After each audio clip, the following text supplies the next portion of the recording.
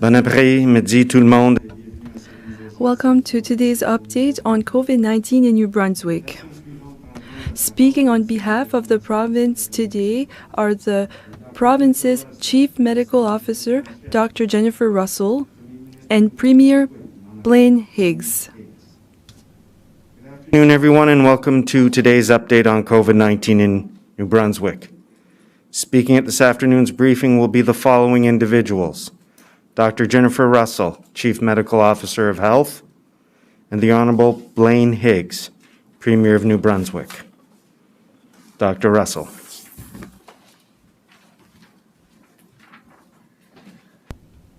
Well, merci, Bruce. Good afternoon.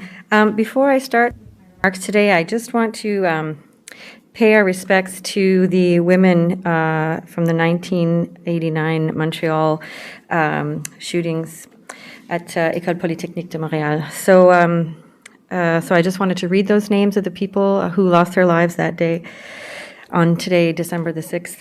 Geneviève Bergeron, civil engineering student. Hélène Colgan, mechanical engineering student. Nathalie Croteau, mechanical engineering student. Barbara Dagneau, mechanical engineering student. Anne-Marie Edouard, chemical engineering student. Maud Havernick, materials engineering student. Maryse Lagagnère, budget clerk in the École Polytechnique's finance department. Maryse Leclerc, materials engineering student. Anne-Marie Lemay, mechanical engineering student. Sonia Pelletier, mechanical engineering student. Michel Richard, materials engineering student. Annie Saint-Arnaud, mechanical engineering student. Annie Turcotte, materials engineering student. Barbara Klusnik-Widejewicz, nursing student. And I just want to note that on the sheet that I'm reading from, their dates of birth are listed there, and some of them are actually would have been very close to my age or slightly older at this time. So I just want to acknowledge that loss and of all their grieving families right now.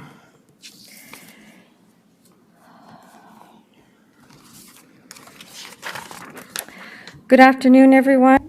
Bonjour à toutes et à tous. Aujourd'hui, je discuterai des questions suivantes. L'état de l'éclosion dans les zones 1, 2 et 3. 1, 2, and 3 outbreak status and Parkland St. John update. About zones 1, 2, and 3 outbreak status and Parkland St. John update. I wish to advise you that another round of testing of Parkland St. John residents and employees was recently completed, and a Tucker Hall resident has tested positive. The resident tested negative during previous testing rounds, but became symptomatic. It is our understanding that the resident has been moved to the cohorting area and contact tracing is occurring. Another round of testing for residents and employees of Tucker Hall will occur Tuesday. Therefore, to date, there are 17 confirmed cases at Parkland St. John, 6 employees, and 11 residents. Le 19 novembre, On November 19th, Zone 1, which is Moncton and southeastern New Brunswick, transitioned to the orange alert level under the province's COVID-19 recovery plan. 1 week later, these restrictions were put in place for Zone 3, which is Fredericton and central New Brunswick. In both areas, public health had seen the rapid spread of infections in hard-to-contain settings and amongst vulnerable populations. 19th, Zone 1, which is the Moncton and southeastern New Brunswick area, transitioned to the orange alert level after the province's under the COVID-19 recovery plan. 1 week later, these restrictions were put in place for Zone 3, which is Fredericton and the central New Brunswick area. In both areas, public health had seen a rapid spread of infections in hard-to-contain settings among vulnerable populations. We were also concerned by the low level of compliance with public health directives, as was provided to us by Department of Public Safety. Since then, there has been a marked improvement in the outlook for both zones. And on the basis of our assessment and balancing all the risks, public health supports the decision for Zone 1, the Moncton region, and Zone 3, the Fredericton region, to transition back to the yellow alert level of recovery tonight at midnight. Again, this was based on our risk assessments and balancing all those risks, and the declining caseload in both regions and high levels of public adherence to restrictions, which have been limiting the spread of COVID-19. We will be monitoring closely, however, and if we start to see more cases, we can go back to the orange phase at any time in any zone that is now yellow. So again, that was a cabinet decision that public health supports. Sur la base de notre évaluation, On the basis of our assessment, Public Health has recommended to Cabinet that in Zone 2 and 3, we would go back to the yellow alert level of recovery. This will take place as of midnight tonight. Public Health made this recommendation based on the number of cases that is being reduced in 2 zones, and there's also a high level of compliance by the population to our public health directives. Zone counties will remain in the orange level of alert for the time being. We are seeing a vast improvement in the compliance in Zone 2, and I want to acknowledge everyone in all the zones for their hard work. You are doing an amazing job, and again, in Zone 2, I know everybody is doing their part. Thank you so much. Right now, though, in Zone 2, the number of active cases is still too high, and the risk of further transmission is too great to reduce the restriction in this area. And again, the ongoing outbreak in the Shanx also is influencing that. And while we were seeing new cases that are linked to other cases in that area, we have seen some cases where they weren't on our contact tracing list, meaning they weren't already at home self-isolating.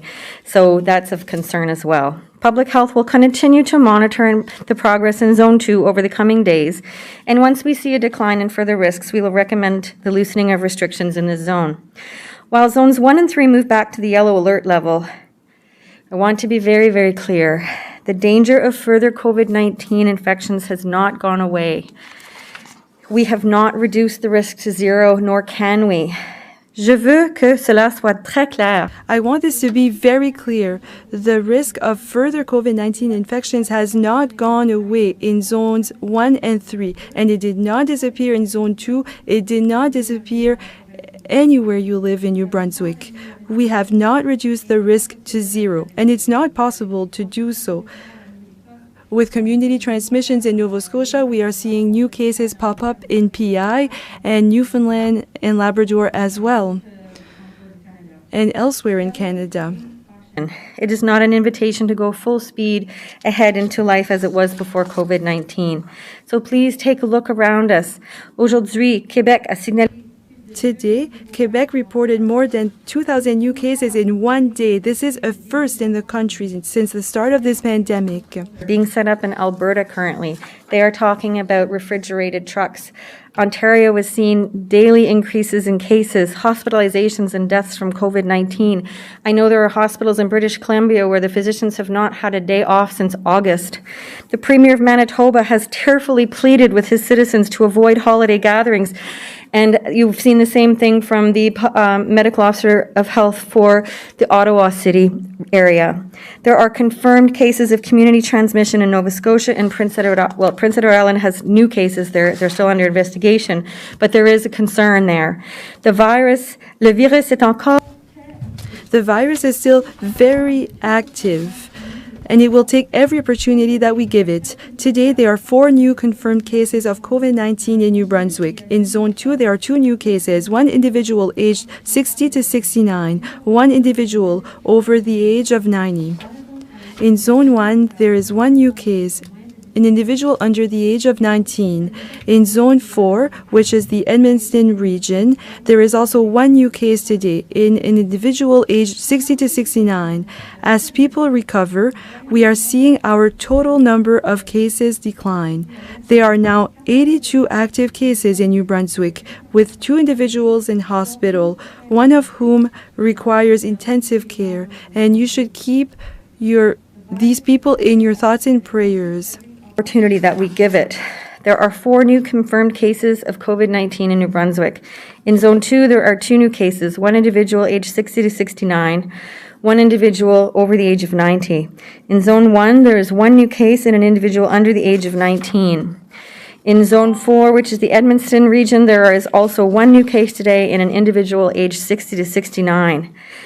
As people recover, we are seeing the total number of cases decline. There are now 82 active cases in New Brunswick, with 2 individuals in hospital, one of whom requires an intensive care. And I ask that you please keep these people and their families in your thoughts and prayers. The other thing that, even though these zones are going into the yellow phase, it's really important to understand that there are still many, many people self-isolating in those zones, upwards of 300 people. So we know there can be more cases in those zones. I'm sure that some of you are wondering why we are lifting restrictions in zones where we are continuing to see new cases. It is because COVID-19 has not gone away, but the risk of transmitting and contracting the virus has been reduced in these areas from what it was a few weeks ago, but it's still not zero. Our review process primarily assesses the risks in terms of what are the chances that COVID-19 virus will be transmitted, where are those infections happening, are vulnerable populations like the elderly and those with chronic diseases being affected, and can our health system cope with the spike in the cases, not only in terms of how many cases of COVID-19 can we deal with at one time, but what is the effect on our healthcare workers, and what is the effect on having to postpone surgeries or cancer treatments, etc. Dans les zones 1 et 3, le risque que In zones 1 and 3, the risk that those situations happen reduced over the past 2 weeks. It did not disappear completely, but it's not as high as it once was. Because of the efforts of the people in those communities who have helped us to limit the spread of COVID-19. You all have my deepest appreciation and heartfelt thanks. To the residents of Zone 2, I say this, please don't give up. You are doing a great job. You just have a bigger hill to climb. We are seeing progress, but the risk of transmission and the harm that could do to our most vulnerable citizens is still too great in Zone 2, and I ask that you continue to observe public health directions in Zone 2, but also anywhere where you are in the entire province. In particular, please take care to limit your contact with your people outside your one household bubble. Listen to your fellow citizens, such as the brave Zone 3 residents who went public with this fellow citizens, such as the brave Zone 3 resident who went public with her experience of catching COVID-19 in her own home, hoping that her first-hand experience would teach others how to be more cautious. And I actually spoke to her on the phone today to personally thank her for coming out with her story, because it was really touching and I guess inspiring to hear her experience and firsthand, and to understand what she went through in that process, and also to hear the great work that our public health staff have been doing in the regions. And she said that the person that she dealt with from public health was very, very compassionate, and that she had more anxiety while she was waiting for her test results than she did after receiving the test results, in terms of the reception within the community, and then also her interactions with public health. Your home may not be the safe haven from COVID-19 that you imagine it to be. If you are not cautious with friends and other visitors, remember to maintain physical distance with those outside your one household bubble. Limiting your close contacts is vital to slowing the spread of COVID-19, not just in Zone 2, but everywhere in the province. And I am going to sound like a broken record, and I don't really care if I sound like a broken record, because of the challenges we are all facing. Holiday gatherings and events with large numbers of people will drive the growth of new cases in the coming weeks, and nobody wants to see that. We have been able to avoid the disasters that we're seeing in other provinces and other jurisdictions right now, and we want to continue to keep it that way. If we want all of New Brunswick to be able to celebrate holidays safely and then have a safe New Year, keeping businesses open, protecting people's mental health, making sure that people still have incomes, and making sure that our schools stay open, and make sure that our healthcare system does not get overwhelmed. I really want to avoid having that happen, and so that is the reason why we all need to keep our numbers of close contacts extremely low. The orange alert level restrictions are a hardship for many, particularly for business owners, but it is worth it to save lives and protect the most vulnerable citizens and maintain our healthcare system. And again, those consequences that we're seeing in other provinces right now who are deeply into the second wave, again, both economic and health related, are so much more intense right now, and they're going to be longer lasting than our preventative measures have been to date. Il demeure extrêmement important que tous les gens du It's very important for people everywhere in New Brunswick to take measures to limit the spread of COVID-19. Wear a mask when you're out in public.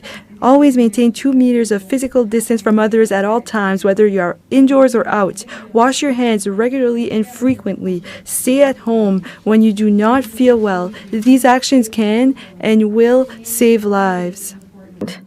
That all New Brunswickers in every corner of the province do the things that will limit the spread of COVID-19 that you have been doing up until now. Please continue to do these things. Wear a mask when you're out in public. Maintain 2 meters of physical distance from others at all times, whether you are indoors or out. Wash your hands regularly and frequently, and stay at home when you do not feel well. These actions can and will save lives. They will protect our hospital system. They will protect our livelihoods. They will protect our mental health. Please consider sticking to the plan that we've laid out thus far that has been serving us so well. Thank you very much. Merci.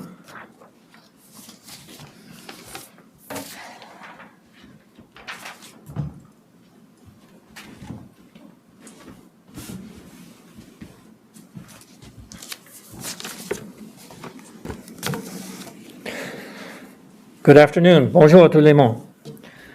Good afternoon. 31st anniversary of the massacre of 14 women at the École Polytechnique in Montreal. It is important we all take a moment to not only just remember the lives lost that day, but to think of the women across this country and around the world who were impacted by violence. In recent days, we have seen increased compliance with public health directives in the province, enabling us to slow the spread of COVID-19. Nous sommes sérieux que les entreprises et la We're pleased that businesses and population are taking the required measures to ensure the health and safety of everyone. hard work and diligence, when the All-Party Cabinet Committee on COVID-19 and Cabinet met today, it was agreed that Zone 1, the Moncton region, and Zone 3, the Fredericton region, would return to the yellow alert level as of midnight tonight. Zone 2, however, the St. John region, will remain at the orange level for the time being, as there are still a number of active cases in this zone and the risk of transmission remains high. As Dr. Russell said, we will continue to monitor the progress in this region. Our hope is to return Zone 2 to the yellow phase alert as soon as possible, possibly later this week. Je sais que c'est frustrant pour la population. I know it's frustrating for the population of Zone 2 that must remain in the orange phase. This is not what we're hoping for New Brunswickers, especially since the holidays are approaching. In the province, I urge all New Brunswickers to keep your contacts small as the risk is still with us and around us. We must continue to take precautions and be mindful and careful. Recent events have reminded us how quickly and easily our situation can change. While it is important that we celebrate the holiday season, we must do so differently this year. Take the extra precautions needed to keep your family and friends safe and healthy. Many of us are already looking ahead to 2021 and have high hopes for what the new year will bring, including a vaccine. Il est important de demeurer positif. It's important to stay positive and to turn towards the future, but we must also continue doing what is required to allow us to reach this goal. Even at the yellow level, masks must be worn in public spaces and physical distancing must be maintained. Wearing masks and limiting the people we are in contact with is indeed making a difference. That is why we must continue to do both, even during the holiday season. En travaillant ensemble, By working together, we can ensure the health and safety of everyone. I am convinced that working together we will get through this. And as we go through the holiday season, we indeed, just following the rules, will come out the other side ready for a vaccine to be administered early in the new year. Thank you. Merci.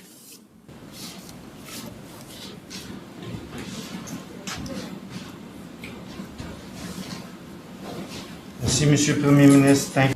Thank you, Mr. Premier. Thank you, Dr. Russell. Merci beaucoup, Dr. Russell. We'll now proceed with questions from members of the media. Each reporter will have one question and a follow-up question.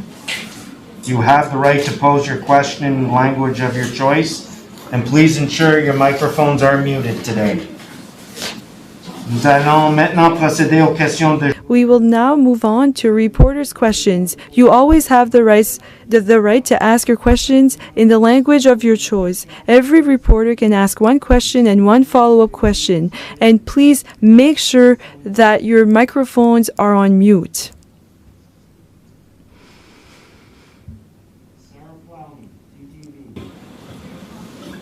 Good afternoon.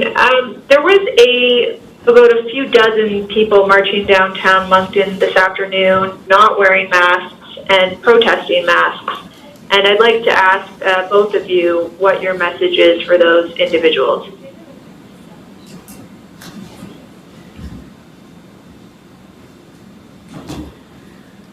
Well, I'll go first, then I'll let the Premier respond. Basically, the information that we have provided around masking and the mandatory order, et cetera, we support. We do understand there has been some confusion, and we will plan to come back with any of the confusing messages around any of the communications on different topics throughout the pandemic this coming Thursday to Cabinet. In the meantime, all of the information and evidence around masking is supported by Public Health Agency of Canada, is supported by our counterparts across the country, our Pandemic Task Force, COVID-19 Cabinet, and also our public health team. So all of the input to the evidence-based information, the research is all reviewed by many, many, many people that have input into our recommendations around masking. But certainly, it is an evolving situation, and we will continue to evolve as we have new information. And so, again, we will come back to Cabinet on this Thursday around clarifications and communications around that.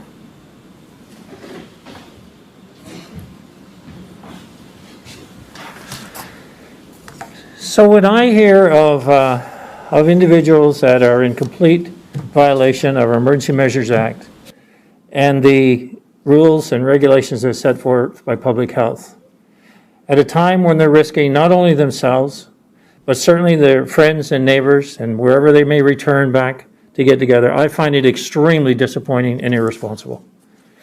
I feel that, we are all at this level right now in New Brunswick because people have generally followed the rules. We've seen a high degree of compliance. And when individuals blatantly flirt and flaunt the rules as if they're immune to all of that, that is, as I say, more than disappointing. And we will hope that they will decide to be part of the solution and not part of the problem. We have had to exercise enforcement over the past few weeks, but I'm pleased to say over the past week, we've seen such high levels of compliance. So everyone needs to encourage each other. Just do their part. Just be part of the success story, not part of the story that we just don't want to hear in New Brunswick. Thank you, Premier. Thank you, Doctor. Ms. Plowman, do you have a follow-up question this afternoon? Yes, I'd like to ask if we've seen in Nova Scotia asymptomatic testing, rapid testing sites pop up throughout the province, and other provinces are asking health officials here about how it's being done. Is New Brunswick considering doing something similar in the near future to have pop-up rapid testing sites available for people? So far, when we've needed to have pop-up centers, we've done that. We've done mass testing in Zone 5 a couple of times now, and we will continue to do that type of testing when necessary. Up in Zone 5, there was the risk of community transmission. In Nova Scotia right now, there actually is community transmission, and so their level of risk tolerance and their ability to test and contact trace is challenged by the community transmission, and so I can see that the rationale behind why they're doing what they're doing. We don't have the same situation here. We certainly do use use rapid tests in all situations that are necessary. For instance, in some of the outbreaks in long-term care facilities and adult residential facilities, when it's very important to identify and cohort and isolate people very, very quickly. We also have used it on occasion for other situations such as pre-op testing if there was something that was not able to be done sooner. But as of right now, we do have a testing strategy. We do have regular meetings with our lab folks around the new equipment and the new technology that's coming out and when and where and how it's appropriate to be used. So those details are still being worked out, so it's on our radar, but as of right now, we are content and happy with how things are going with our testing strategy thus far, and we will continue to incorporate the new types of technologies that are available as we see fit in terms of where they fit in and how they can be used appropriately. Thank you, Doctor. Thank you, Ms. Plowman. Callum Smith, Global News. Thanks, Bruce. My question is for Dr. Russell, and just to follow up on Sarah's question. So just to confirm, throughout all the testing and all the investigations, there has been no community transmission in New Brunswick? We have, the majority of cases have not, the majority of cases are not community transmission. We've had a handful of cases that were identified as community transmission. So, and that is on our dashboard. So if you want the exact total number of cases that we identified as being community transmission, it is on our website.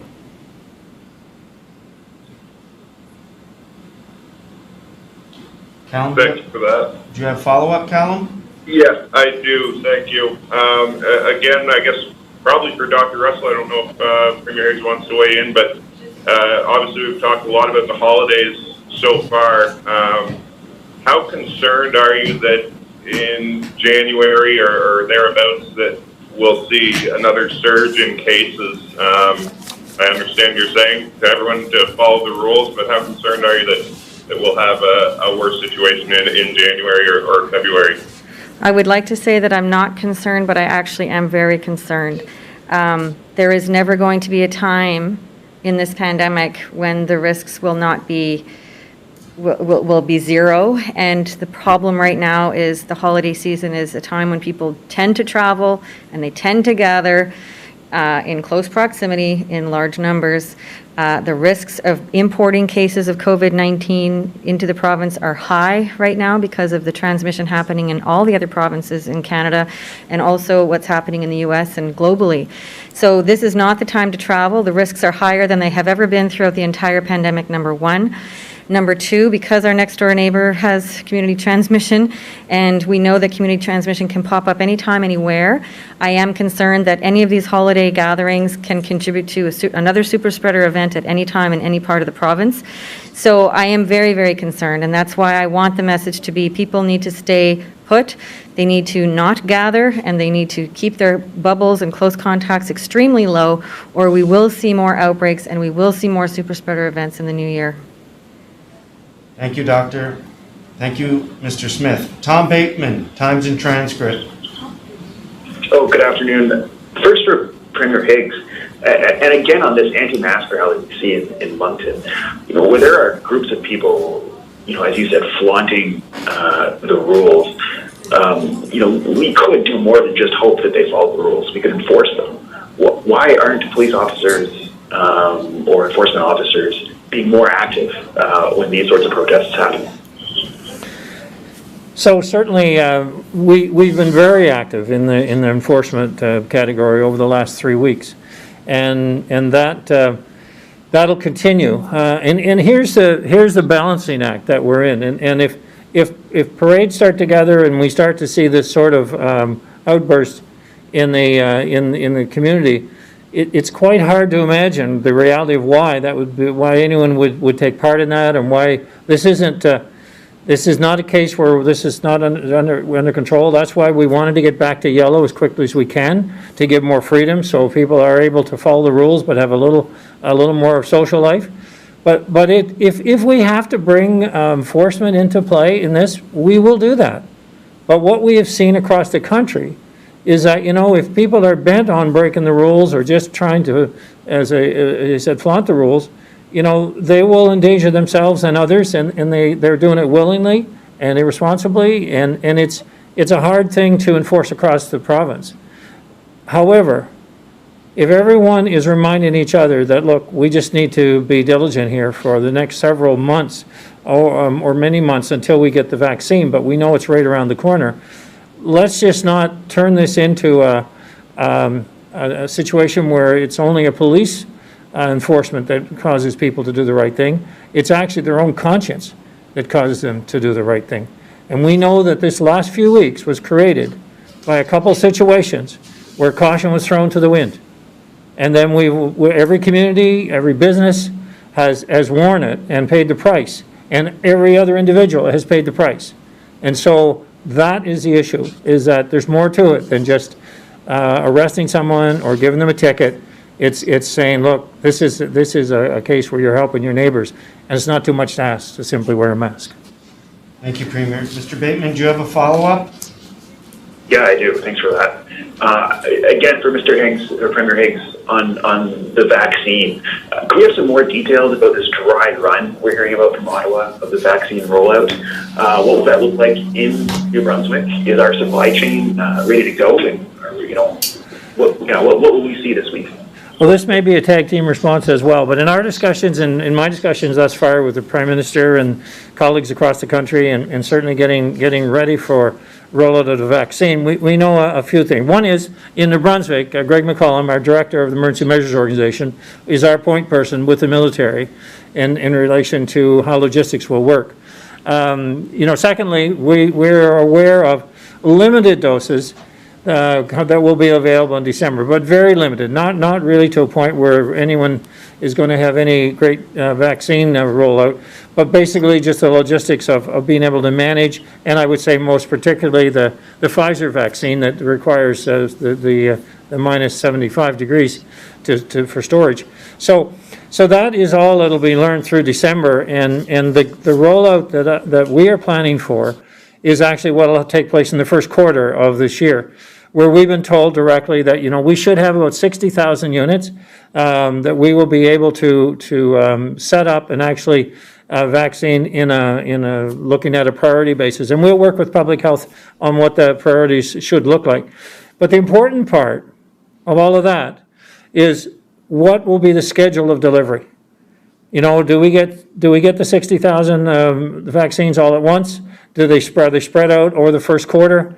What's the timing going to look like? So for me, it's I need the timing of delivery so we can plan the logistics. And we feel very confident, whether we are working with the military or using our own resources that have delivered vaccines, for forever in our province.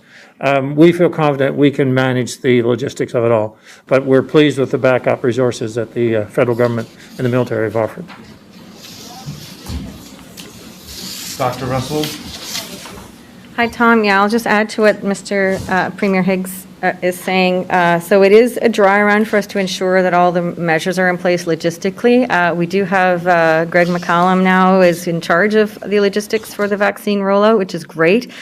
He has a military background. I actually have worked with him before in the military, and obviously he has a long history here in New Brunswick of leading us through many emergencies, whether it be a flood or other situations like that. So we have everything in place that we need from a planning perspective. It's a matter of then operationalizing it and make sure that that what's on paper is actually smoothly rolled out in reality. Thank you, Doctor. Thank you, Premier. Thank you, Mr. Bateman. Vicki Hogarth, Charlotte County TV. Thank you, Bruce. My question is for the Premier. Premier Higgs, do you know at this point how many freezers New Brunswick is planning to get to store the vaccine, and what locations you're considering for these freezers, and if New Brunswickers will have to travel to these locations to be vaccinated?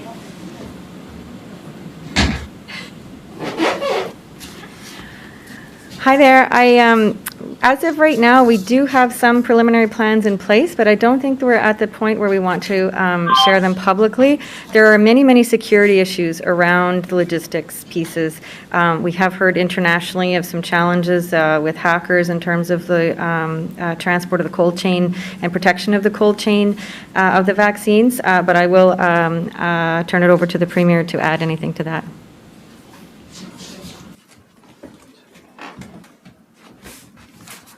I don't think there's much I can add to that. I believe the federal government acquired 26 actual freezers. I think that this trial run to me, it seems like a lot more related to Pfizer's product and the concern of how it's going to be handled and managed, because it is unique to the other vaccines in that regard. There are 7 vaccines to get all together. The federal government has assured us they have certainly acquired multiple doses, millions of doses of at least with 4 different suppliers. So I don't think that vaccine supply will be a problem. I think initially, it's kind of figuring out the timelines and the priorities. But I think this dry run is basically Pfizer wants to ensure the public and the government that they can actually be able to manage the distribution of their product, because and they're directly involved with it, which is I'm not sure if the others are in that sense, because it requires specific handling. Thank you, Premier. Thank you, Doctor. Ms. Hogarth, do you have a follow-up? I do. Thank you, Bruce. It's for Dr. Russell. Dr. Russell, how many active cases would you like to see Zone 2 get to before it's eligible for reassessment to return to yellow? It's not about the active cases. We have 3 categories of triggers for our risk assessment, and we will be doing another risk assessment on probably Tuesday of this week. So the 3 categories involve hospital capacity, but that also includes healthcare workers and how many are impacted at this point in time. So that, again, we are seeing improvements there, but we're not completely where we would like to be. Contact tracing, we're up to speed with our testing, so that's going well. We're seeing public health, we're seeing public compliance to public health measures increase. That's going in the right direction. But the fact that we still see an outbreak in a vulnerable setting, that's still concerning. And the fact that some of the cases, while they are linked, were not on our contact tracing list, and therefore they were not self-isolating at the time of their diagnosis. So the contact tracing for those people has to be done, and there could be more people affected in that way. So we haven't turned the corner quite yet, but it's not a hard and fast number in terms of the number of cases. We look at doubling times. We look at the type of transmission and the settings that the transmission is taking place in. Thank you, Ms. Hogarth. Thank you, Dr. Alexander Silberman, CBC. Thank you, Bruce. Premier Higgs, what are your plans in terms of possibly reinstating the Atlantic bubble, and how likely is it that the bubble will reopen in time for the holidays? So I guess a lot will depend, and obviously in relation to where we are in all our zones getting back to yellow, and the same thing with what's happening in Nova Scotia, and Dr. Russell referenced the community spread concerns. I think at this point, us getting back in yellow at this time is important. Seeing students come back, if they're coming back home for Christmas, and having that isolation period is important. And we need to get that kind of working well before we can simply go back to the bubble. I believe PEI have said December 21st or something like that. They've said they reconsider. I'll be speaking with our colleagues. I'm sure Dr. Russell and their team will be speaking with their counterparts in each of the Atlantic provinces, and collectively we'll decide if it's even feasible or not. But I'm thinking that this is the last, I say the big significant event that's happening between us and a vaccine. And so we cannot lose sight of, we need to get through this hurdle. As difficult as it is, we can't lose sight of getting through this safely and not having an outbreak, because the vaccine is coming in the new year. So we'll have to be very cognizant and aware of that in ensuring we don't open up in a way that would increase the chances of an unexpected outbreak. Thank you, Premier. Mr. Silberman, do you have a follow-up? I do. Dr. Russell, it hasn't been 2 full weeks for Zone 3 in the orange phase. Why are you moving that zone back to yellow now? Well, that is a COVID decision that we support. We provided lots of evidence around what the risks are, and that's our job. So we qualify the risks, we quantify the risks, we frame the risks in terms of what are the most concerning things about any zone at any time. And I think in the context of the fact that We are trending in the right direction. Again, there's not zero risk. So, we do know the incubation period is 14 days, and that's why we've always recommended 14 days for any measures to be in place, because that's really the full amount of time that it takes to see if the measures are working. We do have evidence that the public health measures, that the public is complying with public health measures. We are not seeing continued transmission in areas that we were hoping not to see transmission. However, I think we still have challenges with respect to people getting infected within their homes. Again, highlighting the woman in the Centreville area who talked about her experience. That will continue to be a risk throughout the province, that people will still be at risk in high traffic, high volume settings like bars, etc., but they're also going to continue to be at risk in their homes because of people coming and going without masks, etc. So, and the caveat being that if we see a spike in cases again, because we do expect to see more cases in Zone 3, because there are 300 people self-isolating in this zone right now, that we could see some more transmission, we could see some more cases. We're hoping not to. But again, those risks were all presented to Cabinet. Thank you, Doctor. Thank you, Mr. Silverman. Natalie Sturgeon, Telegraph Journal. Thank you, Bruce. My question is for Dr. Russell. Early on, you said that you were hopeful that you could contain the outbreak in Zone 2 under the orange phase. That has not happened, and you're continuing to be concerned about the situation in Zone 2. What discussions have you been having about the red phase to bring this outbreak under control in the St. John region? Well, our risk assessments haven't been around going to red. They've been around coming back to yellow. And we are looking at things like the positivity rates, the cases per 100,000, the number of tests we're conducting.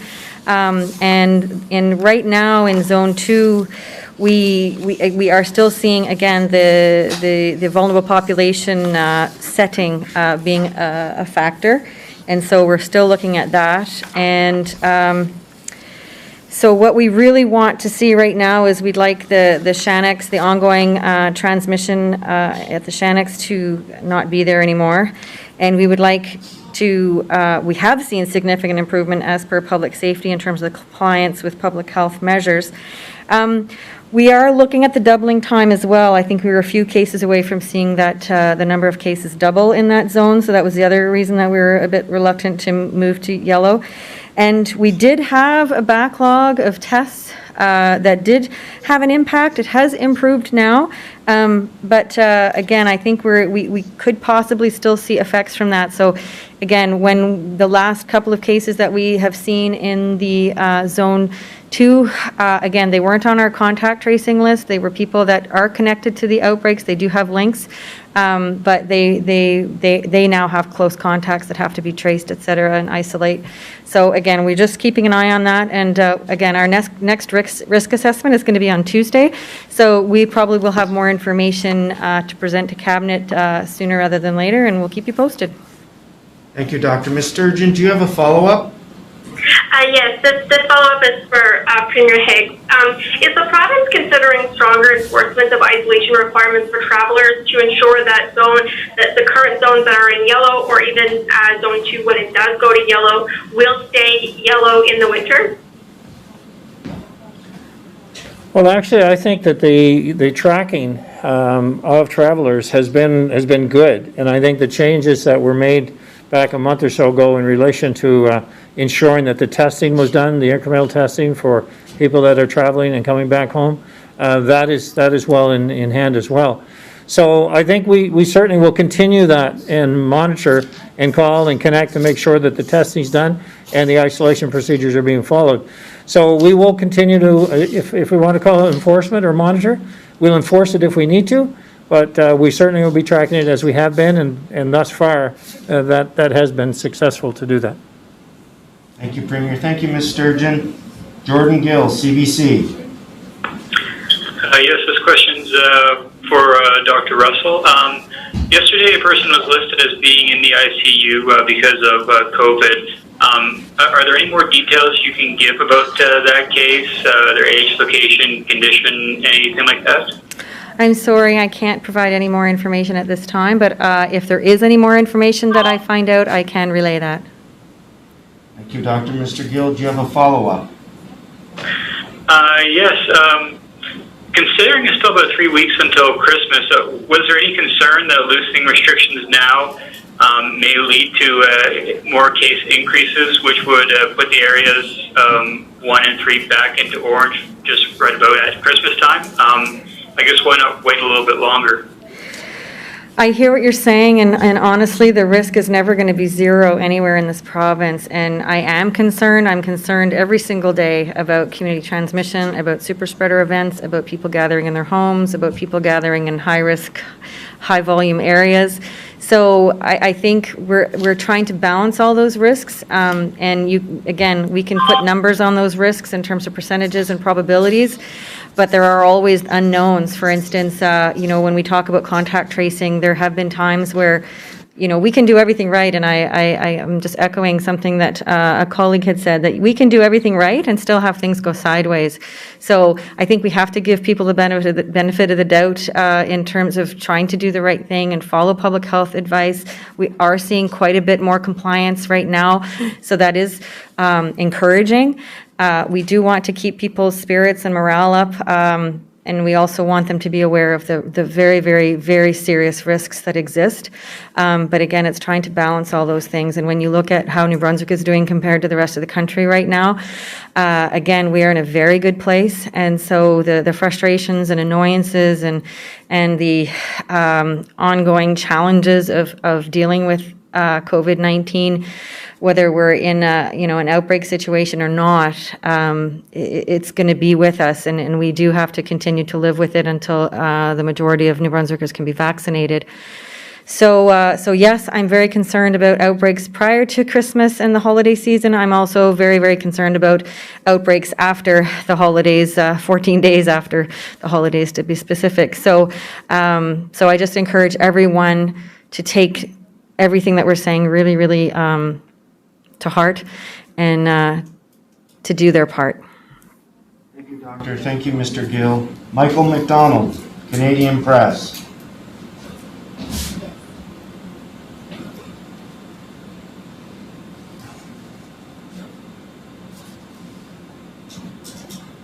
Rose St. Pierre, Radio-Canada. Merci, Bruce. Thank you, Bruce. My question is for Jennifer Russell. Regarding the Greater Edmonton area, a case was reported in Zone 4 today, so 7 active cases since last week. If my count is good, are you worried about community transmission? At this time, all cases are related. They're all close contacts of a case that was travel related. So no risk of moving to the orange phase at this time? No, not at this time, but we never know. The risks are always there. Do you have a follow-up question this afternoon? Yes. I heard you in English, Dr. Russell, about the reasons why Zone 1 is in yellow phase, even though we have cases today. Can you repeat this in French? I thought I was talking about Zone 2, but you have questions about Zone 1? Yes, that's it. So why Zone 1 is in the yellow phase, even though we have a new case? Because it's not the exact number of cases. Usually it's about the type of transmission that we're seeing. So there are no cases in vulnerable population settings, and there's no community transmission at this point. And people are cooperating. They're in compliance with the public health guidelines, and there is no impact on healthcare workers for now. Acadie Nouvelle.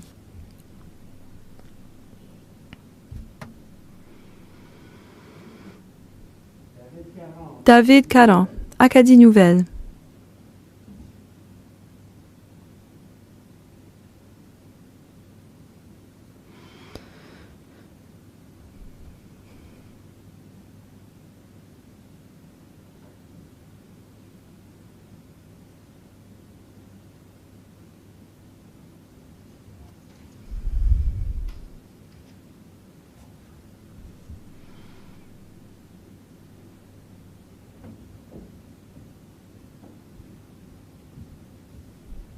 Merci tout le monde. Thank you, everyone. This concludes today's update. Thank you, everyone. That concludes today's update.